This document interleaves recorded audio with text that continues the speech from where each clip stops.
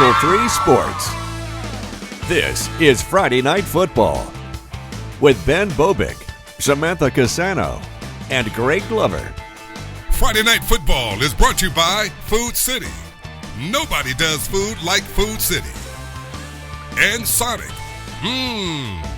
Sonic. And now, Friday Night Football. Welcome to the best time of the week on the best day of the week. Friday Night Football on Local 3 shifts into high gear tonight. Now, I know what you're thinking. You haven't hit the top gear yet? It's been pretty intense thus far.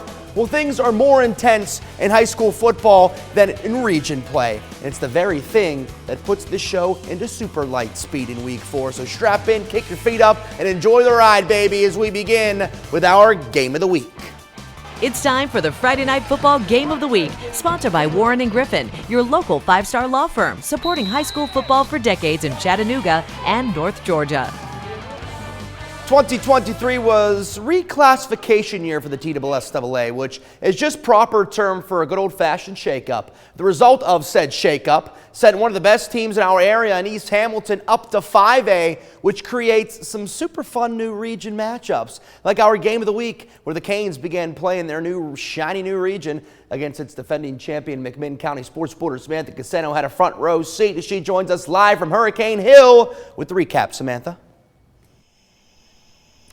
Hey Ben, we heard Luke Sliger say pregame, and I quote, "I hate to hate on them, but I feel like we're going to get the dub this week." Coming into this game, McMinn County was 1-2, but head coach Bo Cagle felt like last week in their win against Tyner, that was a step in the right direction. Tonight we would find out if that was true as the Cherokees paid a visit to East Hamilton right here on Hurricane Hill.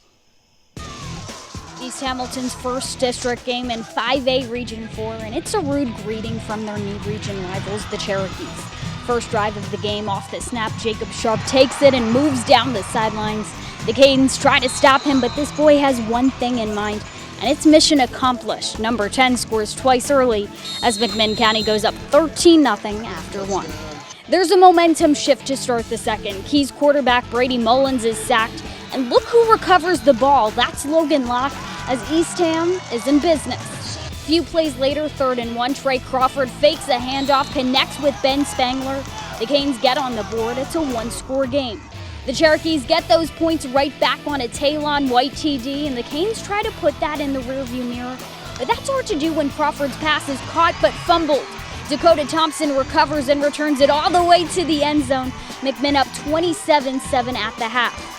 And they are not done. Third quarter, Mullins hands it off to Karen Dyer, who pulls out the meanest stiff arm you ever did see. That makes it 33-7. The Keys roll on to region win number 1, 46-20, the final. Play those early games for this game, right? So if we were 0-3, it would still be for this game to get better, to win region games. We've progressed and gotten better. I think we took a step back a couple weeks ago, but last week we got better. We got a little better this week, so hopefully we're getting the right direction now. We were studying up on film how everything was working, and in practice we were shutting all that down. So really all we had to do was come out and put pen to paper. And it was a relief coming into halftime knowing that all we had to do was finish them off. The past 2 years, this game between the Canes and Keys came down to the final few seconds, so don't worry, the Cherokees very much appreciated that breathing room down the second half. Next up, the Cherokees will host top-ranked Oak Ridge in Athens next week. For now, live at East Hamilton High School, Samantha Casano, Local 3 Sports. Excellent job, Samantha, as always. Now, just for the second time in program history and first in over a decade, the Walker Valley Mustangs are 3-0. Well, county rival Bradley Central just handed Maryville their second region loss in 23 years last Friday. Oh, and they're also 3-0. Well, tonight, one of them had to lose, right? Here come the Stags, and apparently a UFO landed in Bradley County because that's an alien. Definitely an alien.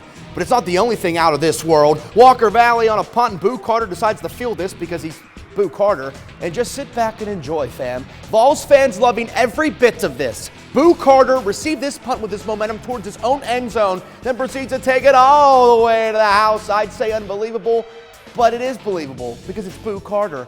Bears with the ball again, but the Mustangs jump all over this one. Spencer Makich with the pick. Walker Valley getting their feet under them now. Offense can't get it going, so they resort to 3. Well, they tried to, doing, but it rings the pipe. All the more momentum for Bradley Central. Caleb Martin drops one in a bucket between 3 Walker Valley defenders to who else? Boo Carter. Chirping the band, too. It's a highlight show every single Friday night. Go see it while you can, folks. Bradley Central stays unbeaten with a 35-0 win over county rival Walker Valley.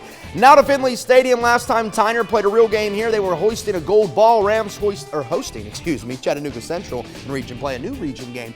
Purple Pounders welcome Tyner to 3A ball here. Caden Jones deep to Houston Boykin, and boink, that's a tutter. How about Central stepping up to the big stage when Tyner is born for the big stage? Jamari Ballard with the Jerome Bettis build and the breakaway speed. Ballard with the burners on the Pounders defense, and Tyner answers the call on a long TD run from Ballard. He wasn't done there either. Bringing it around the left side. Ballard the bus. Balling at Finley, and the Rams finally get a win, and it's in region play, 27-21 over Chattanooga Central at their temporary home of Finley Stadium. Now let's head to Howard, the home of Chattanooga Prep in the All Blue tonight, hosting Sale Creek in region action. How about these Sentinels? Keyjohn Craddock up the gut. Is he in? Is he in? Oh, yeah, he's in. Touchdown Chattanooga Prep as they now lead 8-6. Ensuing kickoff, man, do we dial up the special teams on this show tonight. Lucas Mathis on the return, and Mathis has a daylight. Look at this cat. He's going to stop up here, and he's going to start again. And he's going to find ways to set up his Sale Creek Panthers on the doorstep. What a return, Lucas Mathis. Made it this far, right? Might as well punch it in. Ridge Morgan does the honors, and what a barn burner this one was. Old school football at its finest. Sale Creek squeaks it out 12-8. They're now 3-1 on the season, 1-0 in region play, ahead of a big one next week at home. Let's hit the scoreboards for the first time tonight. York Institute over Bledsoe County by 10. Boyd Buchanan shuts out North Cobb Christian. McMinn Central squeaks it out over Brainerd by 1 in region action.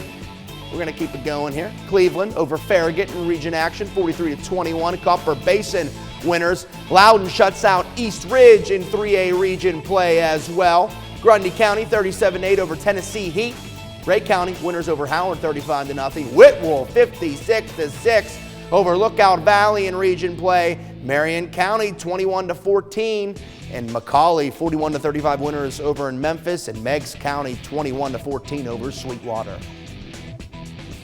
Here's your pick for the Friday Night Football Play of the Week, brought to you by Center for Sports Medicine. We keep players in the game. Well, it was all defense for our Week 3 Play of the Week nominees, and maybe the biggest one takes the cake. Bradley Central's Caleb Martin going up top for a pick to help seal the Bears' region win over Maryville. It was close, but it's Martin and Bradley Central who take home our Week 3 Play of the Week.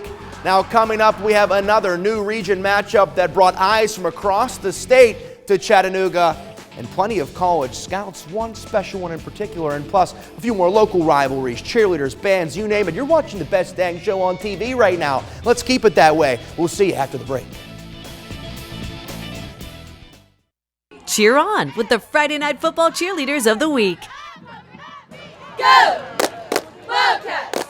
Fans! You know you should yell it like a Wildcat would. Yell, go! Wildcats!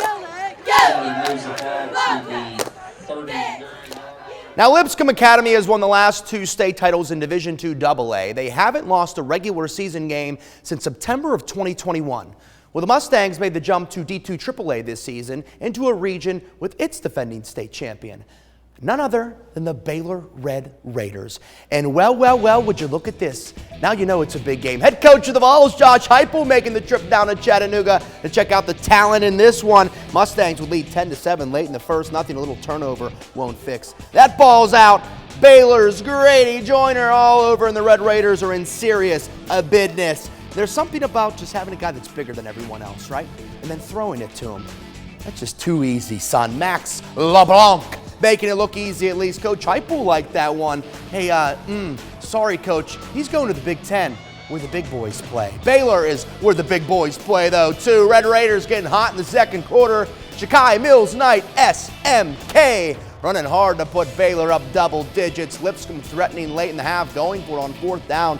Deep in Red Raiders territory, not even close. Baylor welcomes the Mustangs to Division II 3A with a 34-31 win to open region play. More action at CCS. The Chargers and Silverdale Seahawks meeting up for their annual rivalry contest. Now, Darrell Brown had 5 touchdowns last week and rushed for 360 yards. Well, we're here to tell you he's clearly in love with the end zone. Brown puts the Chargers on top early. Seahawks came to play, though. A nice drive is capped by this Jack Mauser field goal of over 30 yards, too, as Silverdale cuts into that CCS lead. But now the Chargers defense starts to set the tone. On the screen, Malik Lee. Hit stick, baby. That's football at its finest. What a hit from Lee. And what another night from TDB. Touchdown, Darrell Brown. Busting a big one outside and powering his way to pay dirt. CCS is rolling. Their 3rd straight win in 2nd in region, 51-24 over rivals Silverdale at home.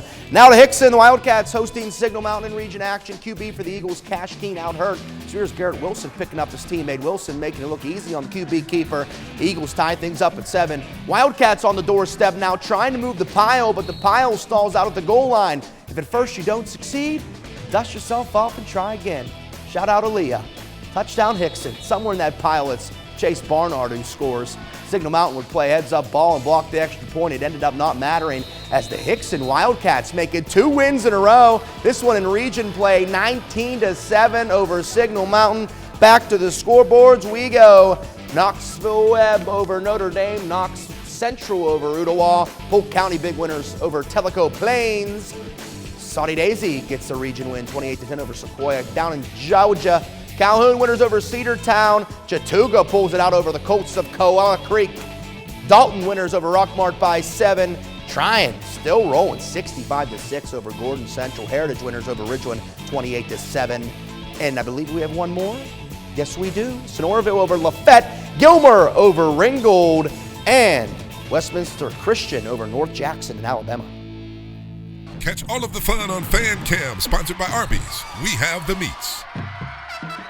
Friday nights are some of the best times in these kids' lives. Some of the best nights for the community as a whole, too. So we dedicate this week's Fan Cam to some of our best shots from around the Tennessee Valley. A joint effort, our Week 4 Fan Cam.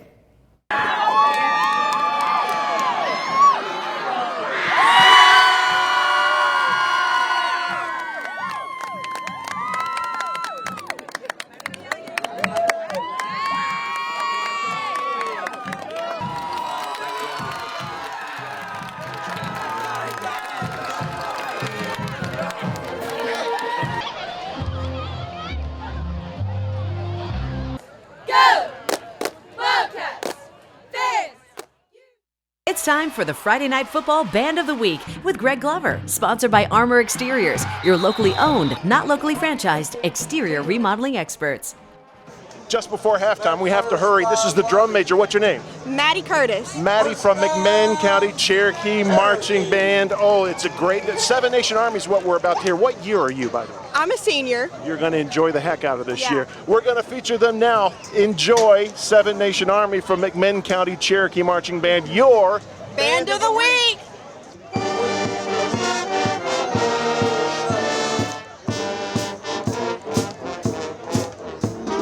For the first time since 2014, South Pittsburg and Sequatchie County didn't play Week 1 of the season. But you know what? It really worked out for everybody because not only did they wait until Week 4 to square off this year, they both come in a perfect 3-0. And what an environment we have for you in Dunlap. Sequatchie County ready to roll. South Pittsburg well on their stairway to 7 as they come in ready to rock. And rock they did. First and goal for the Pirates, and Jamarion Ferrier makes it look easy, son. 6-0 South Pitt. Very next drive for South Pittsburg, it's Ferrier again. And look at him go, busting through tacklers, rumbling, bumbling, stumbling his way with a touch of speed for the score. Pirates up 2 scores, 14-0. The Indians have had enough, though. This is their home turf after all. Sam Evans on a beautiful ball to Hunter Minto right up the middle as the East splits the defense. Sequatchie County able to get on the board, but that's all they'd get as South Pittsburg keeps climbing the stairway. 29-7 winners over Sequatchie County. Now to Tunnel Hill, Northwest Whitfield and North Murray. Skylar Williams leads all of Georgia in passing yards through 3 weeks. Here's some more. And to guess who? Record breaker Judson Petty, who scores. And this combo was nowhere near done tonight. Williams going for it all. And guess who? Petty must want to break his own record for receiving yards in a game. The Williams to Petty combination may be the best in the area. North Murray all over Northwest. Williams again to the air. This on a screen to Tyler Henry, and look at Henry. Yeah, excuse me, I have a date with the end zone, and I'm running a bit late. Oh, Henry. And listen, sometimes it's how the highlights shake out, because the Mountaineers were up 3 scores with 10 minutes to go, but it's Northwest Whitfield who comes all the way back to win 38-35 on a J.J. Plaza field goal with a second left. Unbelievable comeback for the Bruins. Final time through the scoreboard. Fife winners over North Sand Mountain. Pisgah over Sandrock. Scottsboro winners again over Boaz. And North Carolina Mitchell over Andrews. Cherokee 43-6 over Rossman. And it's Pisgah, North Carolina version Pisgah over Hayesville 32-7. And one more time here, Murphy, the Bulldogs 49-27. And on Thursday, Fort Payne winners over May Jemison. Man, are we rocking and rolling this season, 4 complete weeks, and it still feels like we just got started. In reality, we did, because the best is yet to come. Please, tell a friend about this show. And 1, school them for not watching. And 2, tell them where to watch. Online at local3news.com, inside our app, or download our Local 3 app on your smart TV and watch. Week 2 of college football is on deck. Watch yourself, boys and girls, and have a lovely, lovely weekend. Friday Night Football is brought to you by Food City and Sonic Drive-In. We thank the Chattanooga area Arby's for feeding our Friday Night Football team. Arby's, we have the meats.